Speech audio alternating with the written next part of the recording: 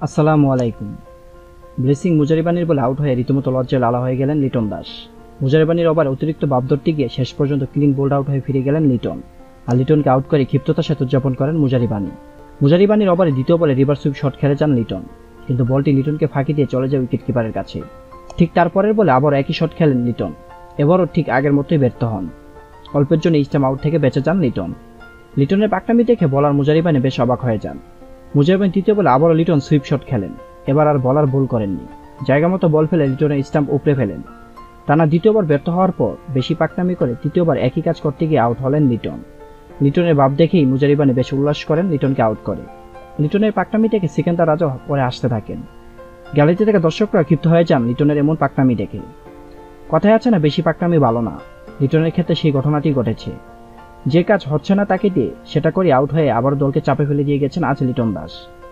আজও 15 বলে খেলে যান মাত্র 12 রানের ইনিংস।